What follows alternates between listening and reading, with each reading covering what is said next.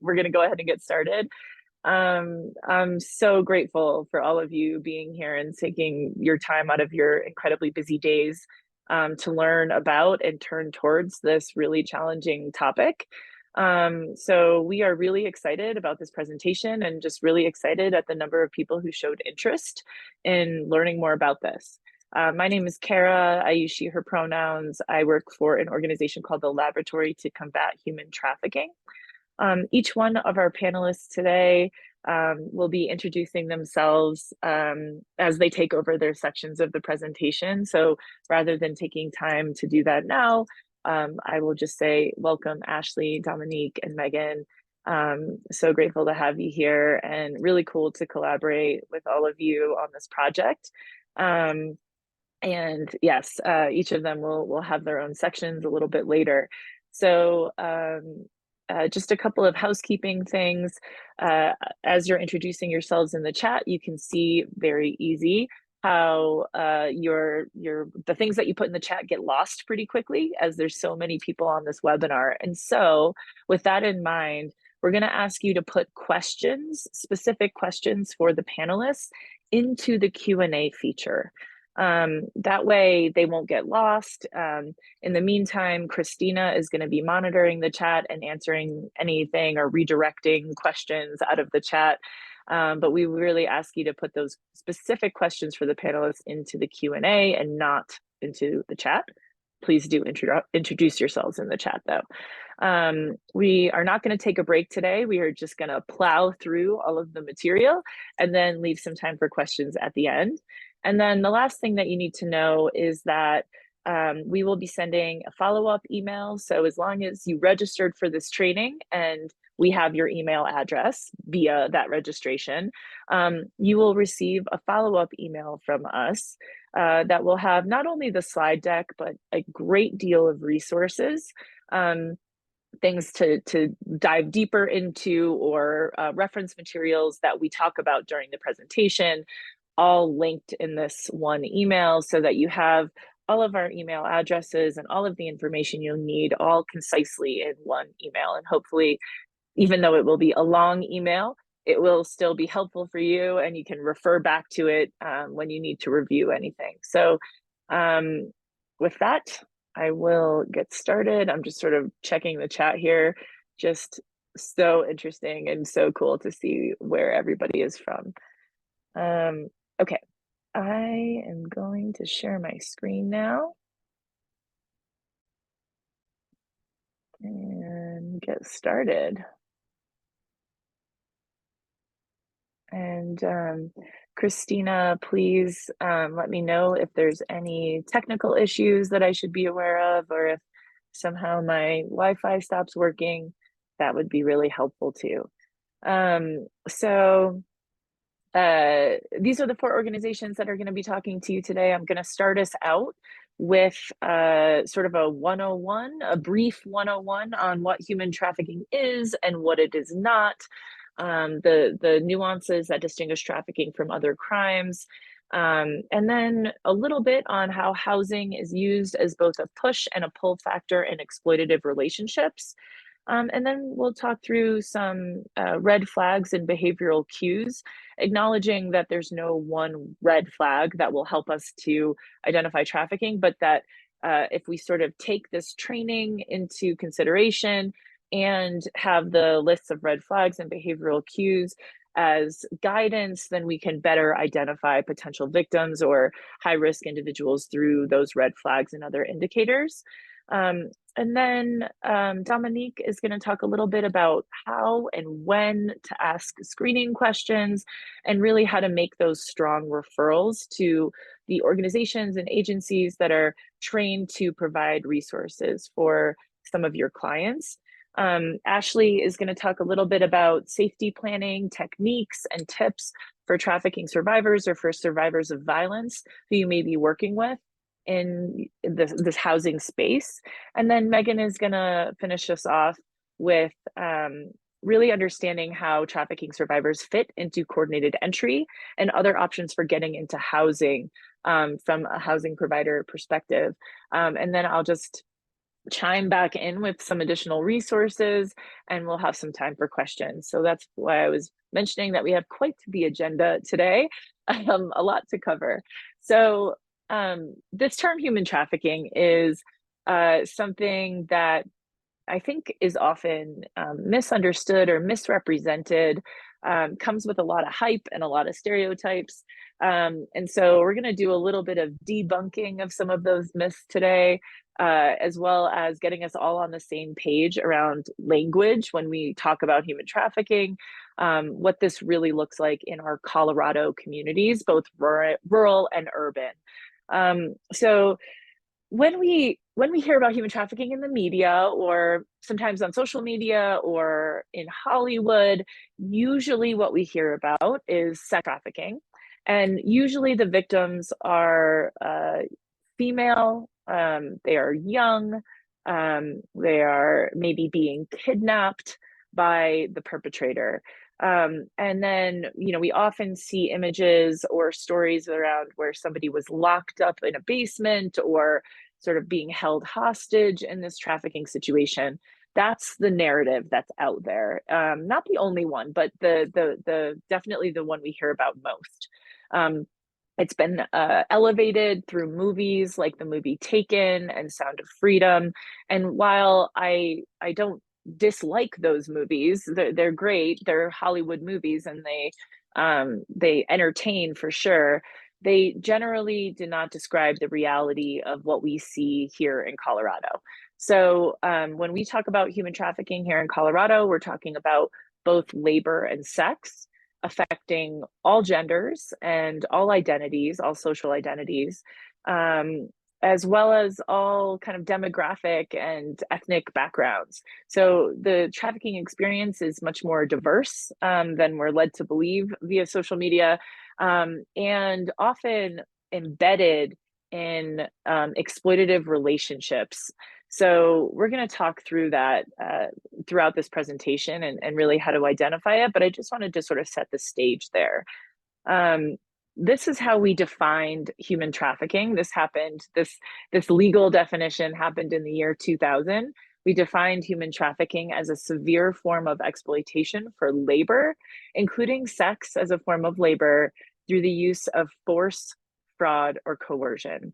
So it is a human or a group of humans forcing another human to work in various forms of labor, which include sex work, through the use or the means of physical force, fraudulent promises, or coercive tactics. And I emphasize the word or because it's not all three of those. It is one or the other. So there has to be some element of coercion or physical force or fraud, but not necessarily all three, although sometimes there are.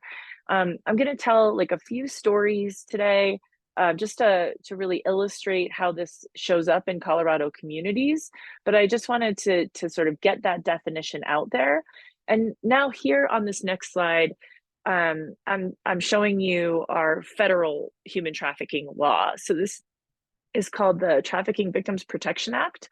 And at the federal level and here in Colorado at the state level, we have sort of parsed out the definition of trafficking into three separate categories. So we've got those under the age of 18 involved in commercial sex acts, we've got adult sex trafficking, and then we've got labor trafficking.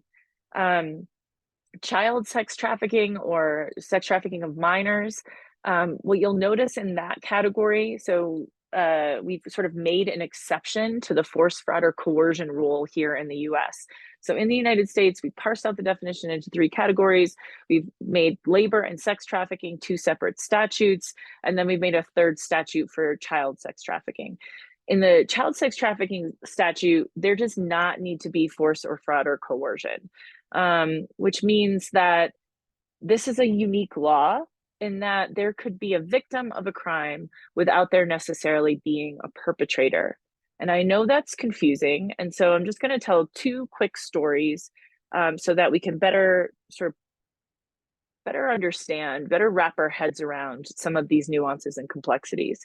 So for those involved in commercial sex under the age of 18, what we're saying here is that minors don't have the cognitive ability to consent to that commercial sex. That's what we've decided as a society in the passage of the law this way.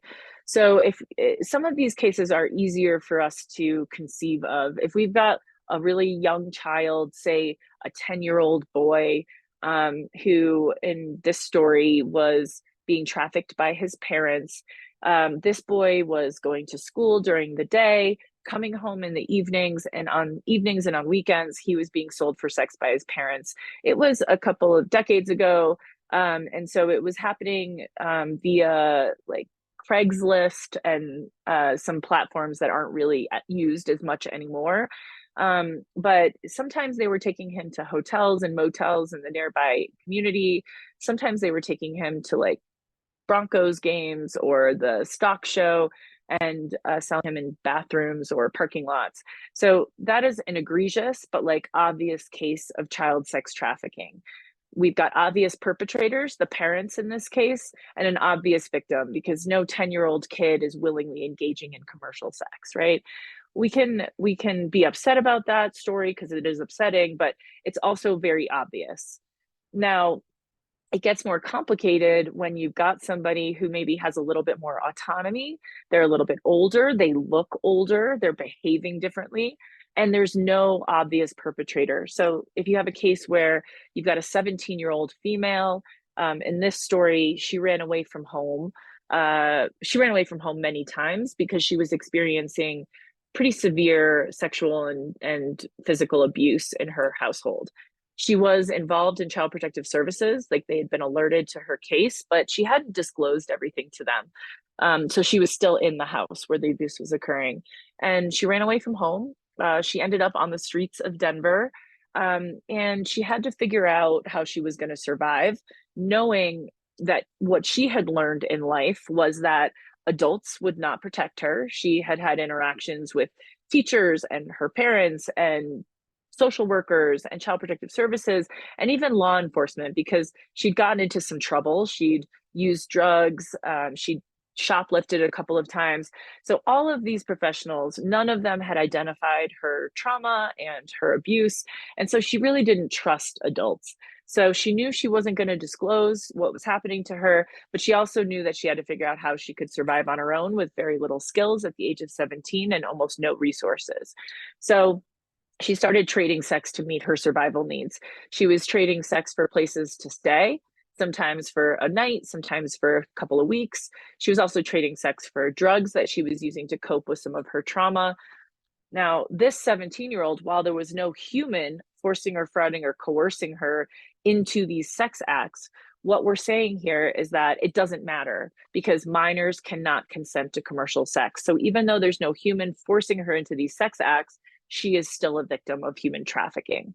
That is how our law is written, and that is how she's supposed to be treated. But it's worth considering that that 17-year-old is likely not going to get treated the same way as that 10-year-old whose story I was just telling. And that's because of societal stigma around sex work, homelessness, drug use, previous involvement with law enforcement. There may be some bias embedded in our systems and individuals who she may come into contact with. And so it's worth acknowledging that even though they're legally, their situation is the same, that the outcomes of their interactions with providers might be very different. Now, for someone who is 18 or over, we are saying that there does have to be force, fraud, or coercion present for it to be trafficking. So this is where we acknowledge that plenty of people do engage in commercial sex acts by choice. Some of those sex acts are legal, right? Pornography, webcamming, stripping is all legal if the person engaging in it is 18 or over and doing it consensually. However, if they're being forced or frauded or coerced into those situations, then they are being sex trafficked. It's not always easy to tell exactly what's happening. And I'll just go back to that previous story that I was telling around that 17-year-old, because we all know that soon she's going to have a birthday. Let's just say 2 months after she finds herself on the streets of Denver, she has a birthday. Now she's 18, same kid, same history of trauma, same experience of engaging in survival sex. but now she's turned 18. So if nobody at this 18-year-old moment is forcing or fretting or coercing her into the trafficking situation, she may now be considered a prostitute or somebody who is engaging in prostitution by choice. And from a legal perspective, she could be arrested for the crime of prostitution. Would she be? Not necessarily, likely not. However, she could be. Like, the laws change for that person, even though their circumstances don't change. Now, it's likely that at some point during her street-based sex work experience at such a young age, at such a vulnerable situation, she may be approached by somebody during those 2 months before she turns 18 who says, I'll be your manager. Come live with me. I'll take care of you. I'll be your mentor. I'll provide you with some of the needs that you have, like the drugs that you're addicted to, a house over your head, some food, some protection, right? And so she may go with that person who then may traffic her, right? That is a likely situation, I would say, that she's going to meet somebody who's going to try to engage her in this way. So street-based sex work, especially at such a young age, can certainly turn into a trafficking situation, even if it was consensual at some point. It may sort of be on this spectrum of choice that we often see, where somebody may end up being trafficked. So there's a lot of gray areas here that we have to consider. Now, this third category here is forced labor. This is the one that we just rarely hear about. It's not as sexy. They don't make Hollywood movies about it. And we rarely hear about how labor trafficking shows up in our communities. But I want you to know that labor trafficking is very common. We see all kinds of labor exploitation across the state of Colorado. And we see it in both legal and illegal markets. So we see it happening in agriculture, ranching, sheep herding. We see it in construction and hospitality, restaurants. We see it in domestic service, where somebody is living and working in somebody else's home as a maid or a nanny. We see it anywhere where there's subcontracted labor, like construction or cleaning services. So a lot of those sort of low wage, high turnover kind of jobs, especially where there are high immigrant populations or young people or seasonal work. We just see that kind of work. We see a lot of exploitation. We also see it in something called forced criminality. So if somebody is being forced to commit a crime for the financial benefit of somebody else under threats of violence or coercion or physical force, then they are also being labor trafficked. It's something we rarely hear about, and I'm going to talk about it a little bit more on the next slide.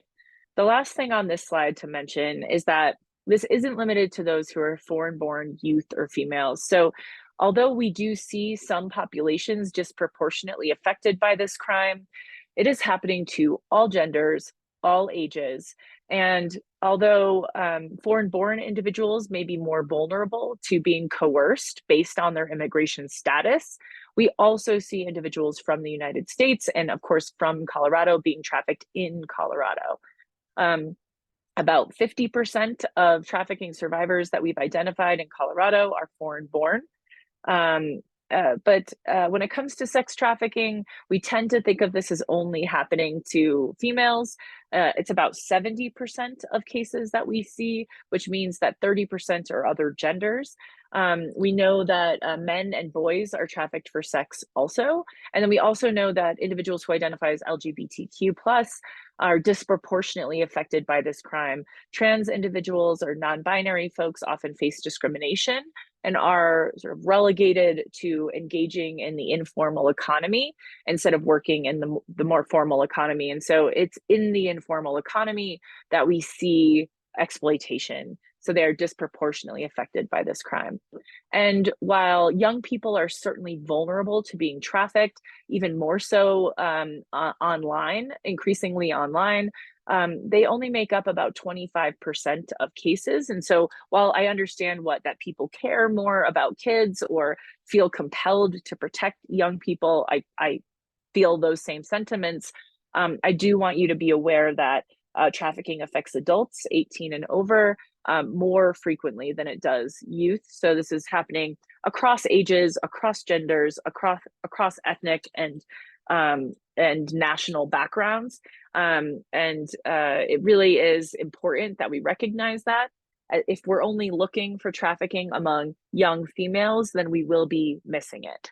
When it comes to forced criminality, these are just some of the crimes that survivors are forced to commit, including prostitution, but also buying, selling, or smuggling drugs.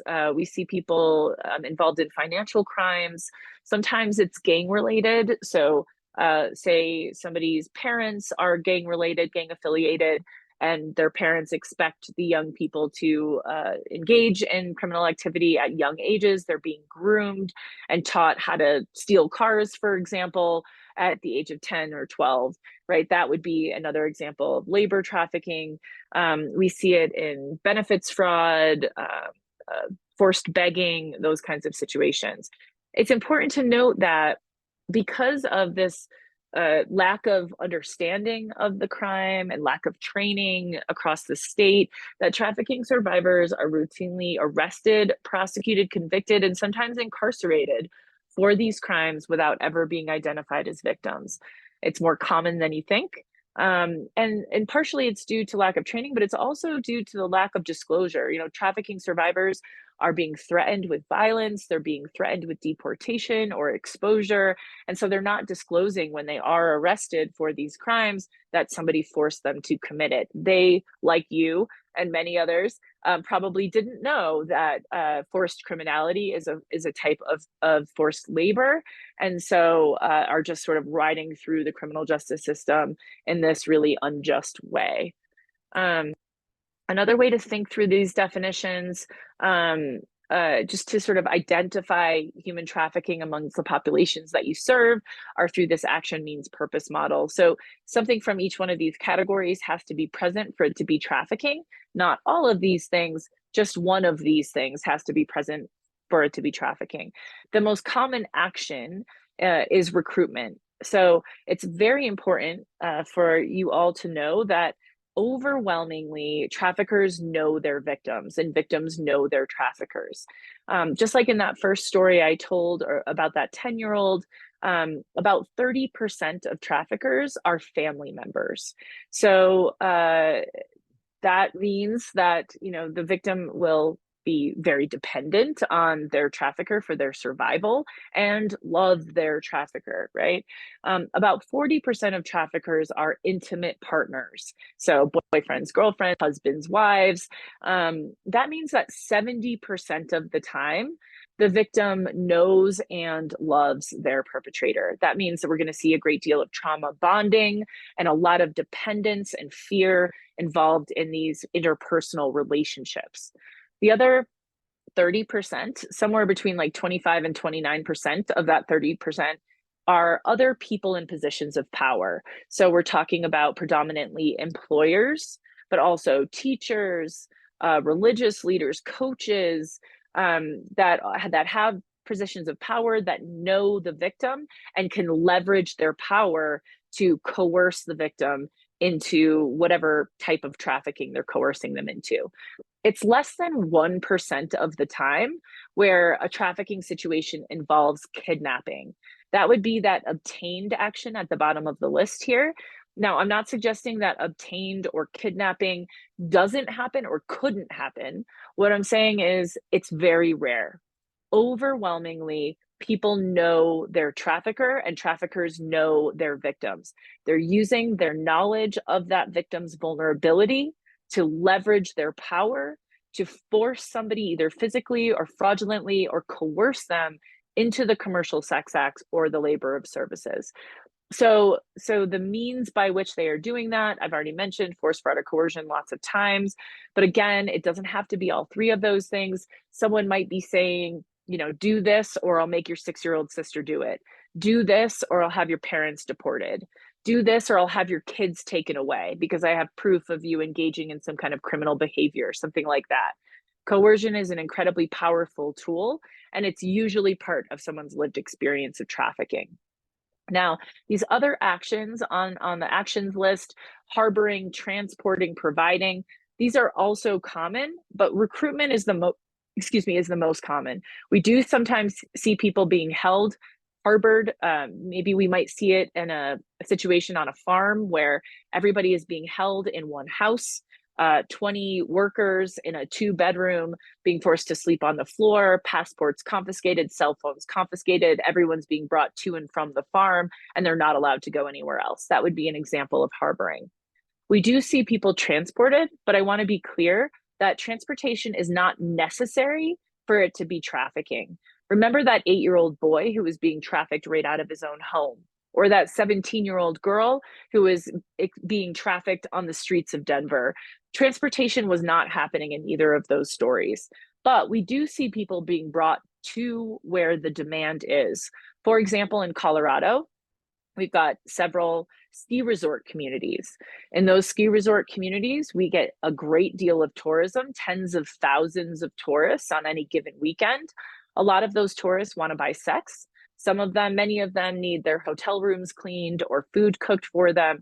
So in our mountain resort communities, there is a great deal of demand for sex and labor. And so people are brought up from the Front Range to those communities to be trafficked for sex or labor. Transportation happens, but again, it's not required for it to be trafficking.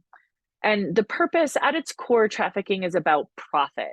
So somebody is profiting off of the labor or sex work of somebody else.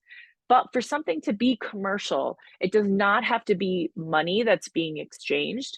In some cases, we see people providing access to their kids, this provided action, in exchange for drugs or a relief on their rent, for example. We may see something else of value aside from money being exchanged, and that does count as commercial.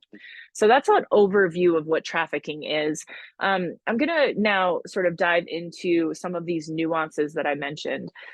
So people who end up being trafficked are not stupid or deviant. They're not making bad choices. These are people who are have unmet needs, right? They're experiencing homelessness, or they're experiencing domestic violence or some other form of abuse in their household. They may not be able to access the formal economy, and that could be because they're undocumented, or could be because they have a felony on their record. Maybe they're facing discrimination, or they've got a marginalized identity. Maybe they're in the child welfare system and they've been in foster care and they've been moved around a lot, and they've got these unmet needs. And the trafficker is filling those needs. So the trafficker knows the victim somehow. Maybe they met them online. Maybe they're related to them. Maybe they are boyfriending them, is a term that we'll hear used, where they're pretending to be falling in love with somebody. Regardless, what they're doing is grooming that person. They're offering them the things that they need, those things on the right side of your screen: love, family, income, acceptance, opportunity, right? That's the grooming process. It's forcing that victim to become dependent on their trafficker for all of those unmet needs, so that by the time that you meet them, they likely are either in love with or completely dependent on their trafficker for those needs. So they're not likely to be trying to escape or easily leaving that individual, because leaving that individual means leaving their parents or leaving their housed situation to become unhoused, right? It gets really complicated. And so those relationships appear consensual from the outside, when in many cases they are coerced. It gets really hard for us to sort of parse this out. And that's where we see those intersections with domestic violence and sex assault. So if 70% of perpetrators are parents, family members, or intimate partners, we're going to see a huge overlap and intersection with domestic violence and interpersonal violence. And of course, if someone is being sex trafficked, we're going to see overlap with sex assault. What I want to note here is that trafficking survivors, just like everybody else, mostly don't know what trafficking is, right? They don't know that their experience counts as trafficking, because they've seen all of that misinformation and disinformation from all of those movies and social media posts that we see out there. And so they're probably not, if they are going to disclose something to you, they are probably not going to disclose trafficking. They're much more likely to be disclosing domestic violence or sex assault, because in 2024, we mostly know what that is, like as a society, generally speaking. We understand those terms.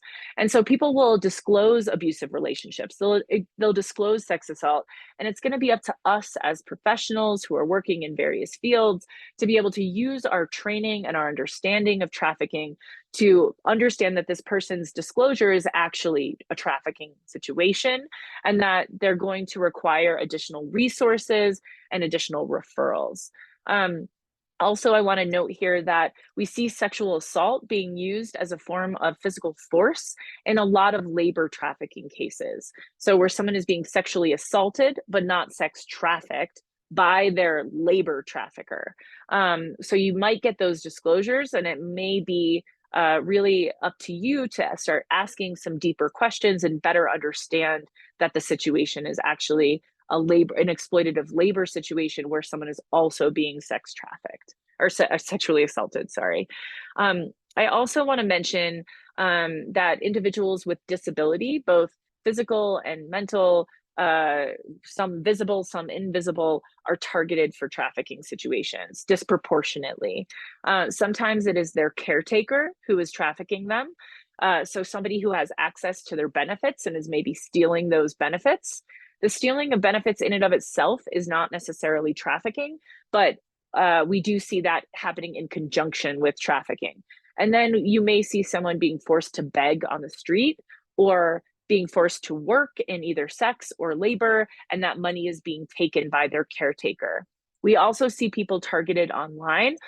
So they have a safe caretaker who loves them, but they're craving friendships and relationships outside of their family.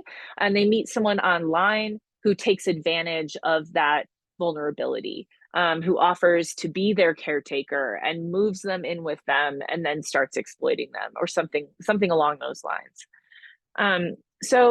How does this overlap with the experience of housing insecurity and homelessness? That's the name of the game today, right? That's what we're trying to see.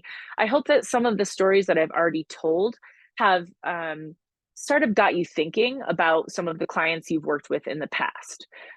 Again, people are unlikely to be disclosing this, but the experience of homelessness is a major push factor for us. If somebody has the unmet need of housing, they are much more likely to be targeted. So we see people trading sex or other forms of labor for housing. What you see on here are quotes. We facilitated some research last year, maybe with some of you who are on this call. Thank you for your participation if you're one of those people. And we asked a lot of questions of our housing providers around what they're seeing in terms of exploitation of their clients. And these are some of the things that we heard. So we heard that people are trading sex or other forms of labor for housing. In some cases, that could be consensual and may not be trafficking, but you could see how it could begin to be exploitative, especially if the person who's trading the sex is a minor. In those cases, it is definitely a case of trafficking. But if the person is an adult, there's a little bit of gray area here. But you could see that if somebody is trading labor for housing, that we may see a lot of exploitation in those relationships, a lot of power dynamics coming into play.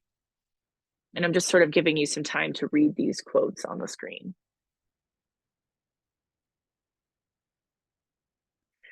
We also heard that people experiencing homelessness are targeted. So encampments are one space, but also shelters where we know people don't get into the shelters at night. They're often hanging outside around the shelters, where people know where there is vulnerability. They may go to those spaces to recruit.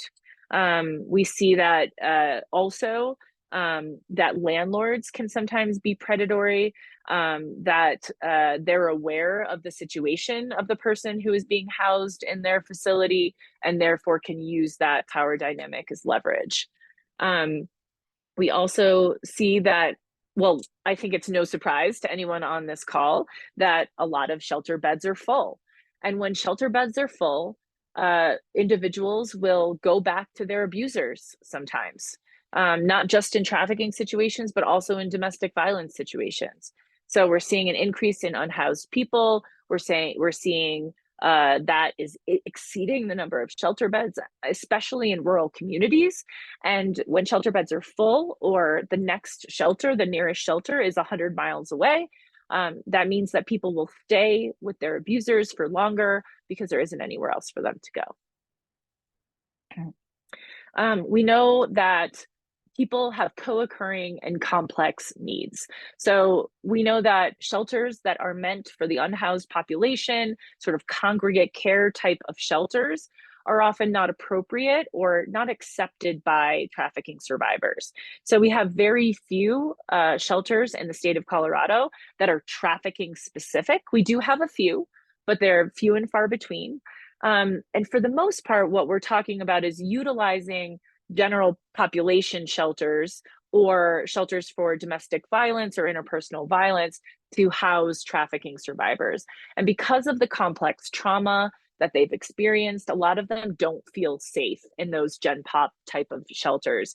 And so even when there is a bed that's open, people won't take it, or they'll leave that situation and either return to homelessness or return to their abusive situation, because they just don't feel safe in those Gen Pop type of shelters. We also know that housing providers and agencies need training, which of course we are trying to help with that need right now, because we heard this overwhelmingly from the people that we interviewed last year. We put this training on, and 159 of you are here right now, and that is amazing, right? So we know that housing providers need training, but they also need protocols. So beyond just understanding the issue, they need to know what to do next, which is exactly why we're here. We don't anticipate solving all the problems through an hour and a half training, but we hope this is a good start. And we want you to know that we're here to either provide additional training if we need to for your specific shelter or agency, or to consult on protocol development moving forward. Additionally, of course, we know that rural communities have unique needs. A lot of what we heard from rural communities was that simply there are not enough resources, and that those resources have 50 to 100 miles in between them. And so people really struggle with transportation or just having enough resources, generally speaking. People feel very isolated. And so knowing about statewide resources, we hope, will help to support those individuals. I can't create a shelter in every community, even though I might want to, but we can think more creatively about how to share resources, and how to sort of cobble them together based on a shared goal of housing everyone, or finding people the kinds of resources that they need outside of rural communities with utilizing statewide resources. I think it's important to note that we have had 40,000 individuals, mostly from Venezuela, but also from many other countries around the world, arrive in Colorado over the last year. About 20,000 of them have stayed in the state of Colorado. Many have stayed in the greater Denver area, but many have dispersed to our mountain rural communities. Eagle County, Moffat County, Summit County in particular have noticed an uptick of recently arrived immigrants. It's important to note that many of those immigrants cannot legally work, and therefore are working in the informal economy. We're seeing those individuals being targeted for both labor and sex trafficking. There are specific resources for those individuals, and there's some work being done to inform those individuals of their rights when it comes to labor. But it is quite a struggle. And if you need additional resources to support recently arrived immigrants, we can talk about that in the Q&A, and I'll send some of those resources in my follow-up email as well. We also heard about some policy recommendations from folks. So we heard that we could possibly change the VI SPDAT, that we need more housing vouchers. We just heard some really interesting suggestions from the housing community, and we hope that we're addressing some of those both in today's presentation and with our follow-up email and follow-up resources. So thank you so much for that participation. I the last part of my presentation before I turn it over to my colleagues is around red flags and identification. So I want to note here that most survivors are not going to ask for help because of the fear embedded in their relationships, because of threats of violence to themselves or to their family, and because they don't trust us yet, and don't know whether or not we can really meet their basic needs better than their trafficker, right? So if their trafficker is providing housing, providing love, providing substances that they may be addicted to, providing work, and they meet us, we can't really expect people to just immediately say, okay, I trust you to provide all of those things, nor can we provide all of those things on day one in many cases. And so we have to understand the complexities of not only identifying, but actually finding support for somebody. But it's really about meeting people's basic needs. And that is what you do for a living, right? You all work in housing, and that basic need, meeting that basic need, can really change someone's trajectory, right? It's not the only thing that people need, but it is a really great start. So when we think about red flags or indicators of trafficking, it has to be couched in this conversation of, first of all, it's not just sex trafficking, it's not just females. You have to take your training into account before you apply these red flags, but be thinking about people who might not know where they're at. They might not know what state they're in or how they got here. There may be lots of inconsistencies in their story because of a history of complex trauma, but also perhaps because of trauma bonding. They're lying to protect their trafficker, or possibly even to protect themselves because of fear of being arrested for crimes that they were forced to commit. You likely may have somebody who's speaking on behalf of the victim, speaking over them, claiming to provide interpretation, but not allowing the individual to converse. That is really common. You may have that person, that same person, having control of their identification. So if you ever see someone holding on to someone's identification papers in whatever format they're coming in, that is a pretty big red flag. We see that in both labor and sex trafficking situations. You may have someone who is repeating something that sounds scripted or rehearsed. And if it sounds scripted or rehearsed, it very well may be. That may be what their trafficker was telling them to say. They may be exhibiting trauma behaviors, hypervigilance, paranoia, right? Just because somebody is super paranoid or is saying things that maybe don't make a lot of sense to you, that doesn't mean that they're lying about everything that they've experienced, right? Paranoia, hypervigilance, these are very normal outcomes of trauma. And it's just something that we have to work through when we're talking to individuals in crisis. Let's see. Think about work situations and other work red flags, like if they have experienced physical violence or deprivation of food or water. Maybe they weren't allowed to take breaks or use protective equipment for hazardous work. So you may see skin infections or other, eye infections or injuries due to either falling or lack of protective equipment in general. If the individual is required to live in the place of employment, that could be an exploitative situation. Of course, it's not always, but it could be. So just something else to consider. If you think about someone who, if they are in your housing, like you have provided them housing, but the landlord complains about multiple unauthorized guests in the individual's residence and they won't leave. That could be somebody who was being trafficked, found housing, and then their trafficker found them and is forcing them to allow them into their housing situation. We may see people who are absent from their place of residence for extended periods of time, or tampering of the locks or devices that would refrain an individual from leaving their residence. Think about someone who is rarely alone. They're sort of being watched at all times. And in some cases, you may find someone who is unable to obtain the necessary forms from their landlord. There may be some some kind of situation with the landlord that is abusive or exploitative. Okay, so I know that I just talked for a long time. I really appreciate that your patience with that.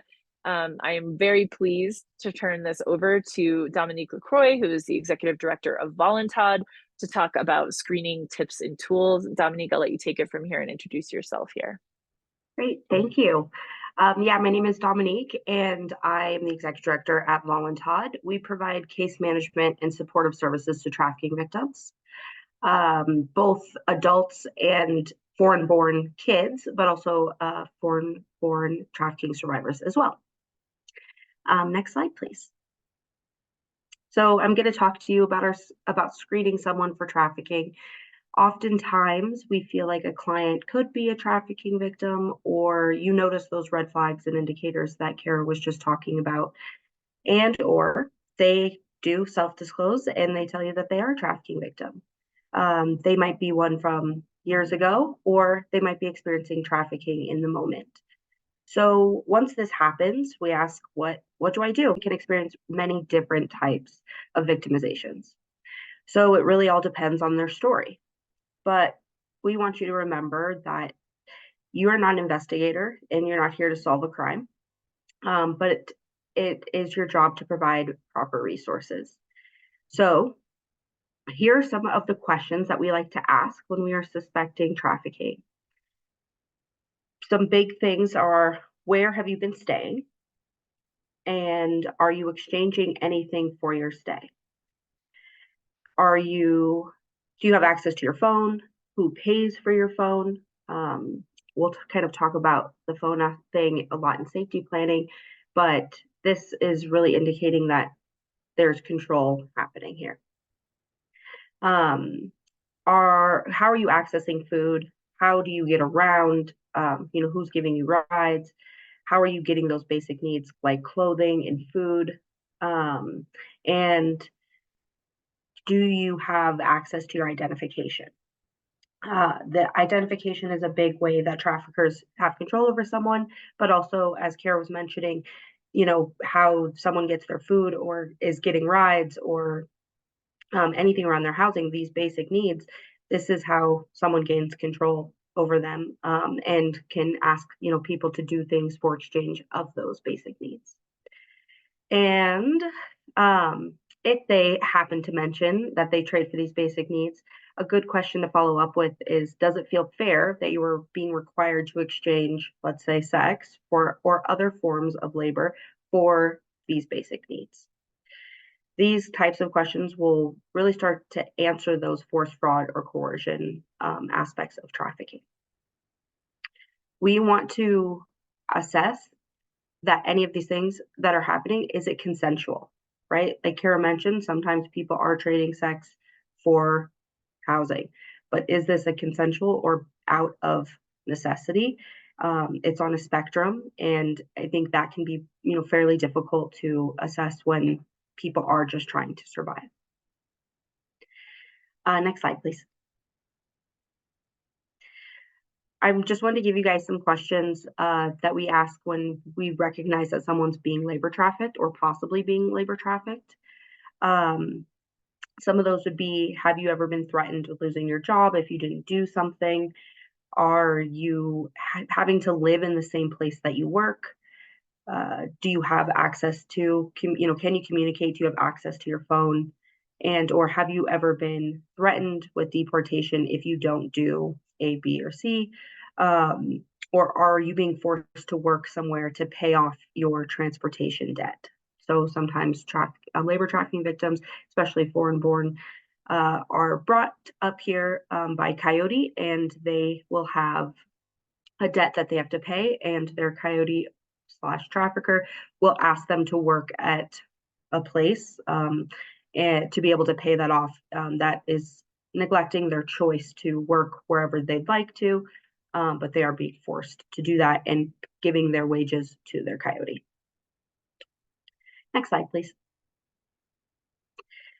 So please remember when asking these questions that you don't want to pry too deeply into someone's story, and we want to be mindful about where we're asking these questions. as this could put them in danger if they are being trafficked and being watched by their trafficker. And it can also cause additional trauma for them to have to divulge a lot of information to you at a time. So a lot of the questions that I've presented to you are yes or no questions. If they answer yes, you have to use your motivational interviewing skills to ask more about their current situation, to really get a good picture of what's going on, and making sure that it's safe to do so.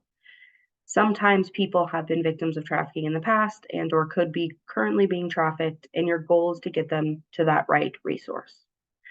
Once you get some answers and you're like, yep, I really feel like they're being trafficked, you can do the following by saying something like, I know some resources that could be helpful to you, or would you like me to call this number with you or just provide you this number? Sometimes clients will not, they don't want to do it in the moment, or they need to kind of think about this conversation that you've had with them. These questions often start to turn the wheels in their heads that they're like, oh, maybe there is something going on that I don't feel comfortable with. And if that is the case, you can say this, or I know an organization that can help you, provide them with the appropriate resources at that time. Remember that not everybody wants to self-identify as a victim, and we have to be careful with the language that we're using. This would be a great opportunity to do education around what trafficking is and isn't if someone is really adamant about not being a trafficking victim, but they've answered yes to a lot of these questions. It's a good time to say, have you heard of what trafficking is? What does this mean to you? And possibly share some examples of what you've seen in the past. Thank you for letting me speak with you. I'm going to pass it on over to Ashley. Good morning, everyone. Forgive me, I'm getting over a cold, so I may need to stop and take some water. My name is Ashley Bonham. My pronouns are she, hers. I'm the clinical program manager at Colorado Coalition for the Homeless under the Family Support Services team. Colorado Coalition for the Homeless advocates and provides a continuum of housing and integrated services. And we also have under Family Support Services, Survivor Services programming that Cindy Ramirez, our Associate Director, who is on this call, manages. So thank you for being here. I'm going to talk about safety planning today. This is going to be a really expedited version of safety planning, given our time. So I will, next slide, please. I'll go over a few things today. What is safety planning? A lot of us have heard it in the context of suicide or domestic violence. It's not so much different than domestic violence safety planning. When and how do we support safety planning? What are the key areas to cover in a safety plan? And what barriers or considerations when safety planning? What are we considering? Next slide. So what is safety planning? So I look at safety planning in a few different kind of categories. I think it aims to assess someone's risk for injury or lethality. It also looks at preparation and contingency plans to support someone in reducing their risk level. It also has components of education so that someone can make informed decisions.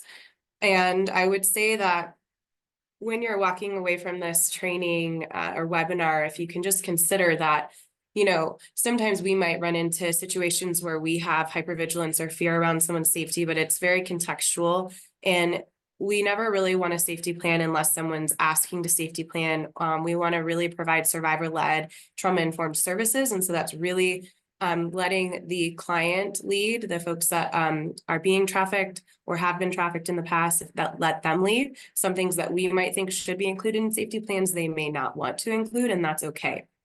The other things about safety planning, I would say, is it's not just for someone who is being trafficked, but it can also be someone who potentially is at risk or has vulnerabilities to being trafficked. So next slide, please. So I think when we think about safety planning, I kind of look at it as a process. It depends on who shows up in your office, or maybe when you're doing outreach services on the street in an encampment, what you're observing or who's engaging with you. But we're really looking at individuals, someone kind of three ways someone may come to your present is someone may be identifying as a current victim, survivor of trafficking that's in an active situation. That's a little bit less unlikely, but it can happen, and I've seen it happen. And I think it's more likely, especially for folks that are working in outreach or potentially at some of our clinic satellite sites in housing agencies where they have folks presenting in primary care settings. I know there's a misconception that the media portrays that, you know, victims will never, or survivors will never access primary care, and that's just not the case. I think that it's a great first line for identification and screening. And then we might have someone that prevents and identifies that they are in a trafficking situation, but they would like to leave. And this is a different risk level, right? When someone is, because the initial person that came to us, maybe they're not ready to leave. We've done the MI, the motivational interviewing, and they're not ready. It's not safe to leave. But maybe this other person's coming to us and they're ready and they're starting those contingency plans and preparations. And then we might have someone that comes to us, and this can look very different. They might come to us 2 weeks after a situation, 1 month, or it could be 5 years. Doing a safety plan can be done throughout someone's lifespan and throughout their process, because situations change. And so someone who may be out geographically from their perpetrator, trafficker, 5 years, maybe that trafficker is now getting out of jail, or it was incarcerated and now being released. And so they may feel unsafe and they may need a safety plan. So those are just kind of the ways that I look at it. Our next slide, please, Kara. Kara did a really nice job kind of going over a lot of these, so I might not spend as much time on them. But, you know, when we're thinking about folks that we're working with, when we're thinking about housing insecurity, instability, and homelessness, and just in general, those that are at risk for trafficking, you know, and these things that might be included or help inform us when we're doing safety planning with folks, we're thinking about a few things. We're thinking about the social stigma that they're experiencing, especially if they're a substance user, whether that is by choice or forced or coerced. We're looking at fear of eviction if they are currently housed, loss of housing. We're looking at lack of basic needs.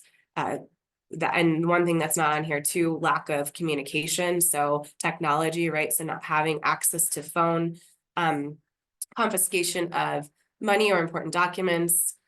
We're looking at isolation, you know, or desire when we talk about those push-pull factors, desire for connection, and cultural considerations too when we're doing safety planning as well. You know, what things will help someone feel emotionally and psychologically safe might be different depending on what their social identities are and what their culture is. So I just wanted to briefly go over those, and you can go to the next slide, Kara. So when we look at kind of safety planning and what the foundations are, and, you know, now that I'm thinking about this, one thing I want to say that I didn't say earlier about safety planning when we talk about assessing risk, and so I just want to briefly go back to that, is there aren't a lot of materials right now that are like evidence-based that are used for assessing risk for trafficking survivors, but we do know that Johns Hopkins nursing school has created the danger assessment, which a lot of you who are on this call who work in domestic violence or have experience with that are probably familiar with. And this looks at lethality. So what we are asking for and also considering is that we do know what specific things predict homicide. And we are looking at kind of those factors when we're thinking about trafficking. And this could be strangulation, choke. And when I talk to clients, I don't use the word strangulation because it can be very intrusive and scary to use that word and not accessible. And so we're kind of looking at like putting your hands around your neck. Has your trafficker ever put their hands around your neck? We're looking at access to weapons. And then in that screening, which will be in our toolkit, and you do have to have training to be able to use this screening, but I think it's okay for you to pull some of the questions when you're asking and trying to assess someone's risk. So I just wanted to go back to that. But some of the safety planning foundation we'll be looking at are, you know, physical safety. So how does someone increase their risk of physical safety when they're in situations or leaving? And that could be, for example, run plans. So, you know, if somebody is being trafficked on the streets and they're staying in an encampment, if you're in a current situation and things start to escalate or get violent, is there anywhere you can go to, like a public place, somewhere that's open 24 hours? It might look like if someone has children, discussing kind of your run plan with the children as well. Physical safety could include, which we're going to go over, employment and work.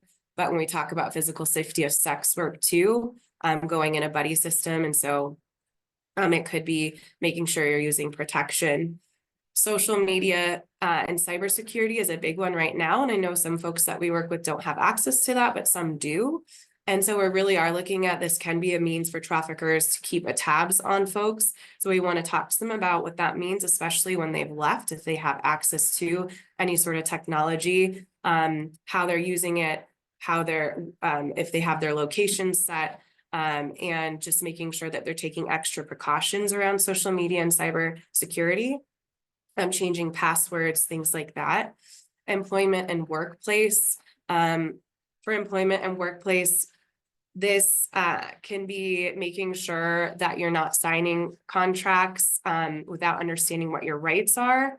It can be also looking at kind of, and when we talk about labor trafficking in particular, it can be looking at, are you getting paid on time? And if you're not getting paid, so those are some of the questions, but we could be talking about those pieces, the educational pieces with them, especially if someone's vulnerable to trafficking. We want to make sure they understand what their rights are too. Emotional, psychological safety, and then personal belongings and documentation. You know, a lot of folks too don't have access to store documentation. So if you are a housing provider and can help them store that, you know, HMIS, a lot of their documentation, vital docs might be stored in HMIS, or maybe you can keep it in your office for them too to access. The other thing I would say too, around, I'm trying to think, personal belongings and vital docs. I think I lost my train of thought, but I'll come back to it. And then with substance use, you know, we might be talking to someone about carrying naloxone with them, having test strips, making sure that they're trying not to use substances that someone else has given them, which may or may not be, they may or may not be capable of doing that, depending on if that's choice or forced or coerced onto them. So those are just some elements of safety planning, and I want to make sure that I haven't forgotten anything crucial, because I know we're getting pressed for time, but that's a really expedited version and just some examples of categories that you might discuss when you're talking to somebody. And sometimes somebody might come in and have a hard time safety planning. And so the next slide, Kara, these can just be some questions that you might ask someone. And we've kind of talked about this a little bit already, but you know, where can you go in the event that you end up in an unsafe situation?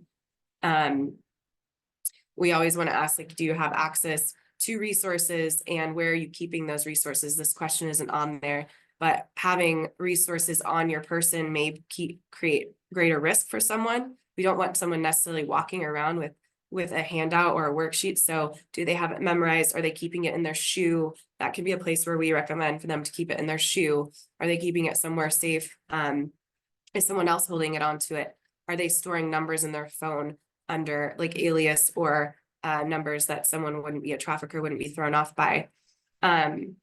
Who are some, if any, are support people in your life? Or for example, if you are in an encampment and you're being forced to engage in sex work, is there somewhere you can go, a tent afterwards that feels okay, where you can just go for a minute? How have you been able to keep yourself safe in the past? Just remember that individuals that are experiencing this have been experiencing this often for extended periods of time and already have a lot of survival skills and can self-resource and have a lot of agency. So really tapping into that. And then what barriers do you foresee implementing the safety plan? So is there anything that would create a barrier for you being able to implement that safety plan? Is important to ask. So that is our very expedited version of safety planning. And I will pass it off to Megan to do coordinated entry. Thank you. Thanks, Ashley. Yeah, my name is Megan Morales. I'm the coordinated entry lead at Metro Denver Homeless Initiative, which I'll probably refer to as MDHI for short. MDHI is the called the continuum of care, which I'll go briefly into what that means during my slides. And we lead and advance the collaboration in homelessness in Metro Denver. And then I'll go into more what coordinated entry means as well. So if you want to move to the next slide.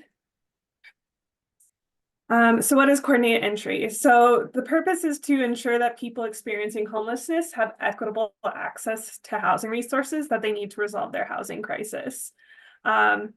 It is a system that is required for every continuum of care. A continuum of care is the homelessness crisis response system in a certain region.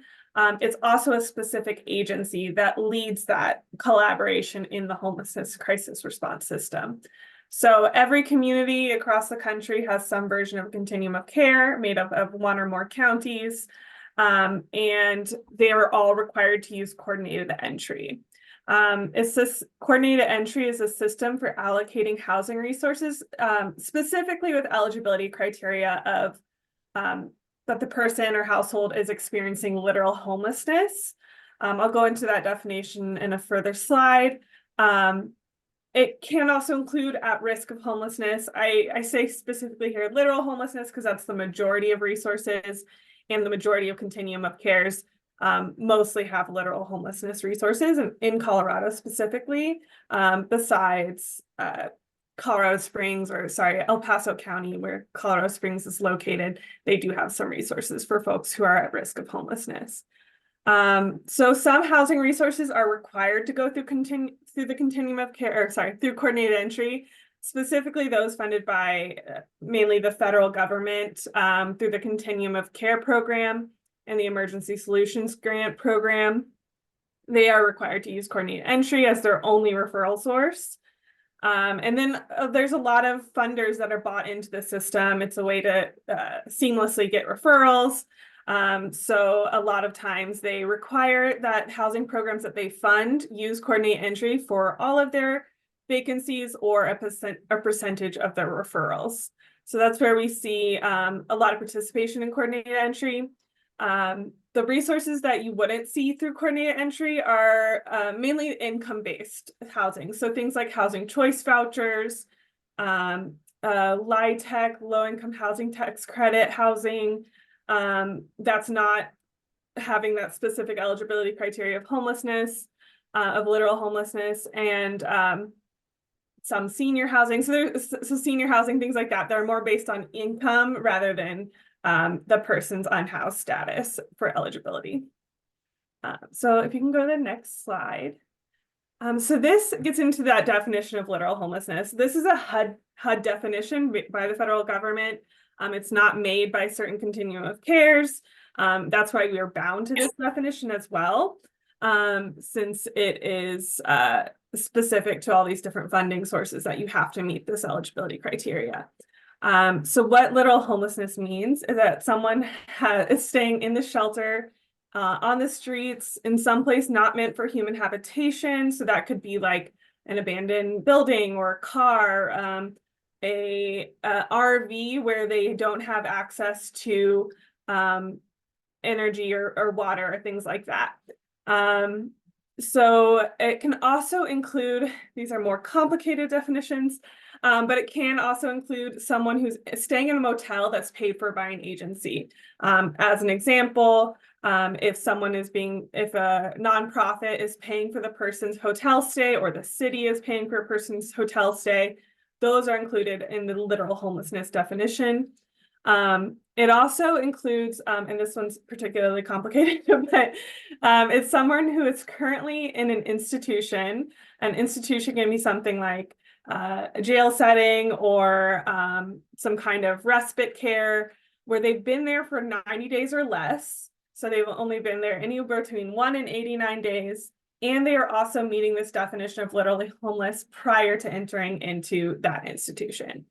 So those are the category 1 definitions of literal homelessness that most of the resources that go through coordinated entry in Metro Denver's community, as well as other communities in our state and in the country, are required to meet that definition of literal homelessness.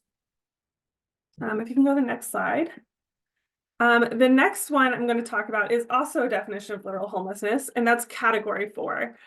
So category 4 is intended to meet that, to be flexible to meet the needs of survivors who are fleeing domestic violence.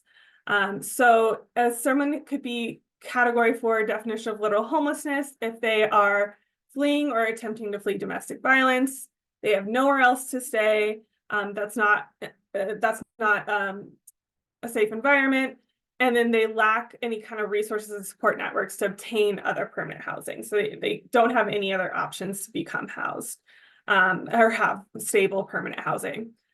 And that is important. There's a definition too of what domestic violence means, and that can be dating violence, sexual assault, stalking, other dangerous or life-threatening conditions. And that includes, within this definition of category 4 literal homelessness, it includes human trafficking. So someone could still be eligible for coordinated entry, could still be eligible for housing that comes through these programs that are receive referrals to coordinated entry if they're meeting this category 4 definition of literal homelessness. There are some complications with certain providers maybe not understanding documentation requirements for this category 4. So sometimes we do need to work that through to make sure they're still eligible, because a provider may want to make sure that they have that documentation available if they are audited. But what that can look like, I won't get into today, but yeah, they do still meet that literal homelessness definition. If you want to go to the next slide. So the basic role of coordinated entry, this is a very short and sweet version. So there's 4 main components, as well as the data collection that goes throughout these components. The first one is access. So how does someone get connected to this system? Where do they go? What do they call?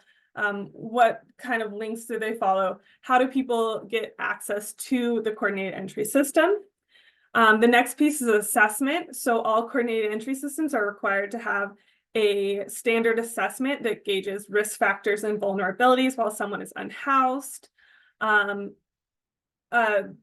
Metro Denver uses a shortened version of like a fairly short assessment process. We recently transitioned from something called the VI SPDAT, which a lot of people may be familiar with that lingo.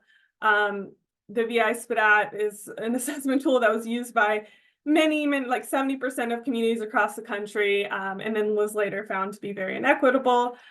So our community, Metro Denver, has moved away from the VI SPDAT and have a shortened assessment. However, the other continuums of care in Colorado do still use the VI SPDAT. So when you hear that VI SPDAT language, it's referring to the coordinated entry standard assessment that is required by a coordinated entry system. For Metro Denver, we just call it the One Home Coordinated Entry Standard Assessment. We're working on a shorter version of saying that. So that's the assessment piece. The next piece is prioritization. So we're also required to have a prioritization criteria. Households are prioritized based on each continuum of care's documented criteria. The purpose of it is to really identify those who have the highest risk or the highest vulnerabilities while they're unhoused, because they're going to have the hardest time resolving their housing crisis on their own without any kind of support.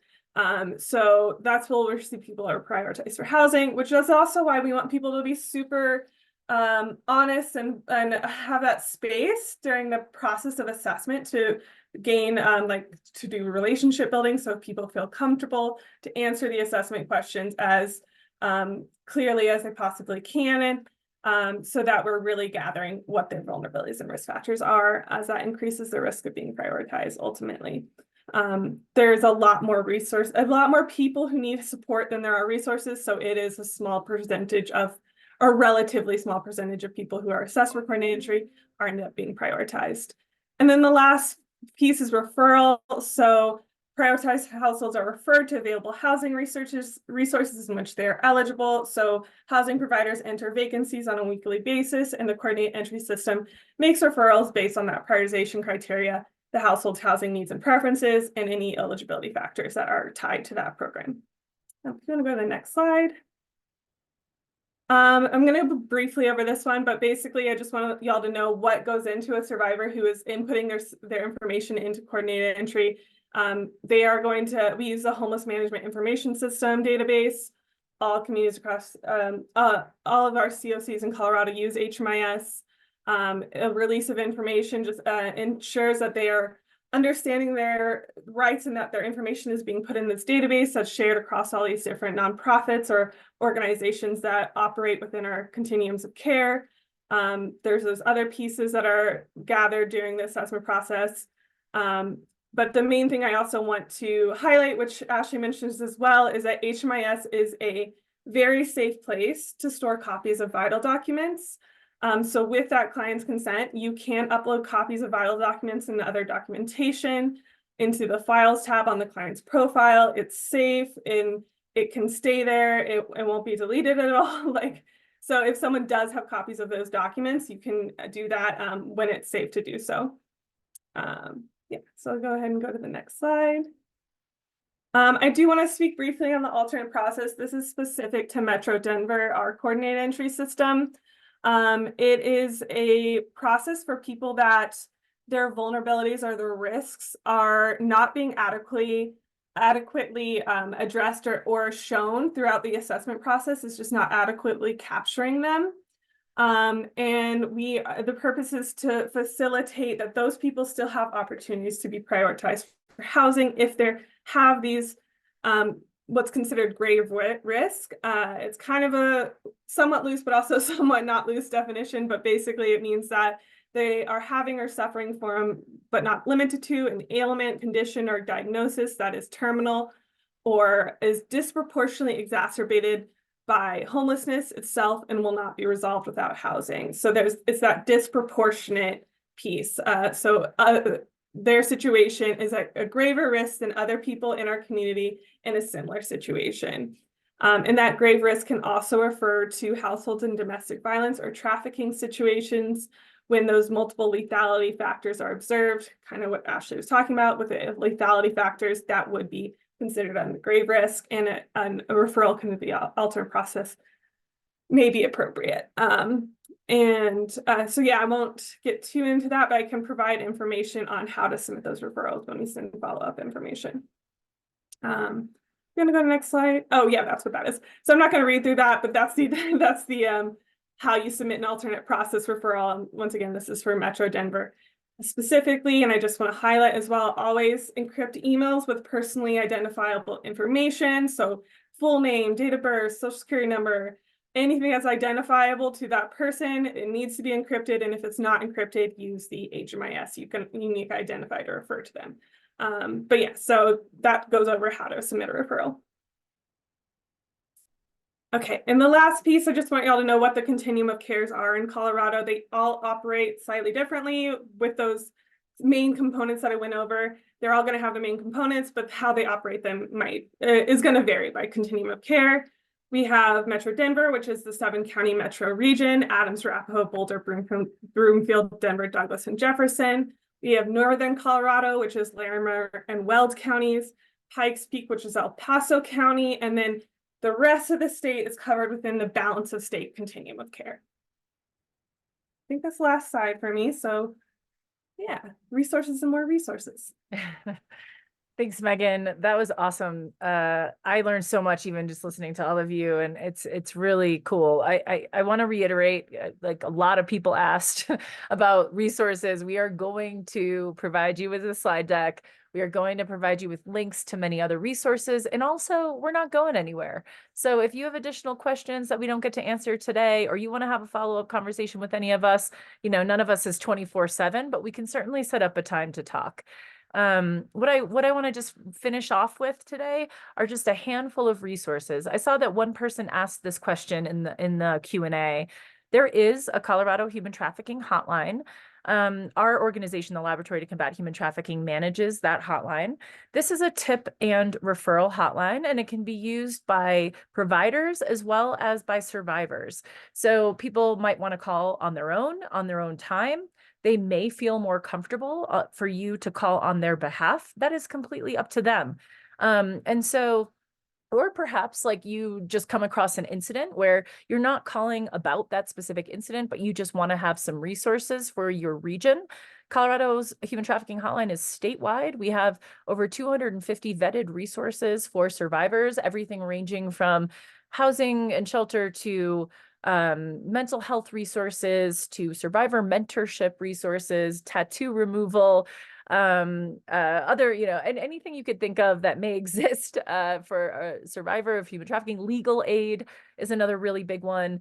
You can get those referrals on our hotline, and that is across the state of Colorado. Additionally, if you did want to report to a trusted and trained law enforcement professional, rather than calling a non-emergency line or an emergency line and sort of getting whoever answers, you could call our hotline and we can connect to one of our trusted and trained law enforcement referral partners. Just to note, we do not require that we pass that information on to law enforcement. So if the person wants nothing to do with law enforcement, that is okay. We do not require it, but we are an option. So if someone does want law enforcement to get involved, we can make those warm handoffs to our trusted and trained law enforcement partners. Additionally, none of you, well, most of you are not legal experts and are not lawyers, and no one's expecting you to be. But I did just want you to know that for those who are undocumented, those who've experienced trafficking, there is immigration options, and we can connect you to a lawyer who can help talk through that. But there are 2 visas that can be sought: a U visa for victims of crime, and there is specifically a trafficking visa for victims of trafficking that they can apply for if they've been trafficked here in the US. Just wanted you to know that that exists. And then I also wanted to mention that a lot of folks are, and then I think that the fact that I'm talking to people working in housing and homelessness, I think that a lot of folks are really not interested in pursuing justice inside the criminal justice system. They don't trust it, or they've been arrested for crimes they were forced to commit in the past, or whatever the reason may be. But there are other forms of justice. There are lots of civil legal needs, including immigration, but also getting identification and family reunification, or even suing their trafficker or an entity that was criminally negligent during their trafficking, like perhaps a hotel or a bank that was laundering money. There have been recent successes in those kinds of civil lawsuits, and those individuals do find some justice in being awarded the amount of money that they should have been paid during their trafficking experience. There's some movement for expunging and vacating previous criminal convictions that were a result of people's trafficking experiences. There is a law that was introduced literally yesterday to the Colorado legislature, and we'll see if it passes. We think it will. We hope it will. For vacating previous criminal convictions, and that can really change someone's life. They might be allowed access to housing or jobs that they might not have been allowed access to because of their previous criminal convictions. There are those who are currently incarcerated for crimes they were forced to commit, and there are organizations like Corona Rising that can help people to get out of prison if they are currently incarcerated for a crime they were forced to commit. And there's a lot of discretion that prosecutors, judges, public defenders can use in representing individuals who have been forced to commit crimes. When judges and prosecutors are educated on what trafficking is, they can use their discretion to assign somebody, mental health resources or counseling instead of time in prison or jail. And that can make all the difference in somebody's life as well. So these are things we are pursuing. And I just wanted to sort of let you know that these things were going on. Lastly, I've got this list of resources in here. This is clearly not an exhaustive list. As I said, we have 250 resources in our statewide human trafficking resource directory, but just wanted to put some of the ones that have trafficking specific programming on this slide. And of course, as you know, you are getting this slide deck, so you don't have to be writing all of these down right now. But these are just some of the statewide resources for those of you who are in rural communities that might not have access to human trafficking specific resources. So that is what we've got. I know Christina has done a really awesome job of answering a lot of the questions that were asked in real time. And so we really appreciate that. I think there is at least one question in the Q&A that was not answered. And if other folks have other questions that they need answered, please go ahead and put those in the Q&A. Let's see. Oh, maybe it did get answered. Oh, great. Ashley answered it. I thought that was a really cool question. Is this training today sufficient for direct service providers to provide safety planning and case management specific to human trafficking? Ashley, thank you so much for answering that. I agree that really what we're trying to do here is empower folks who are working in housing and homelessness to be able to ask those preliminary questions, maybe make some identifications, offer some trauma-informed support, but hopefully pass those individuals off to the trusted and trained professionals that have gone through much more training to offer that direct case management for victims of trafficking, people like Dominique, for example. So really we weren't anticipating that this training would be sufficient for case management for human trafficking. It was more of an introduction to human trafficking for those of you working in housing and homelessness, how it's going to intersect with your work, and how you can make those safe referrals to the human trafficking professionals. We don't expect you to do it all. You've already got a lot on your plate, right? So thank you. Thank you for that question. Sarah, can I just add something on that? The Please. reality is that you may be the only one that has access to an individual at the time too. So I think that question too, just to add that if you are the only one because they don't want to go to a victim services program, it's better to provide support, and you can seek consultation. You can call the LCHT, the hotline, and say like, I have this client, or COVA, Colorado Victims Assistance, and try to seek consultation to best support that client, especially if they're not ready to talk to a victim services provider, which can be the case. Yeah, I appreciate that. It's true. I mean, like, right, is of course, if you're the person who's built that trust with that individual and they don't want that warm handoff, of course. Are there any other questions?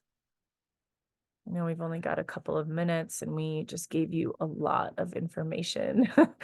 So I understand why there's a little bit of silence right now, but I'll just give that a minute.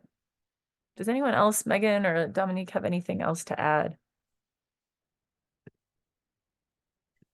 No, I appreciate you all being here today.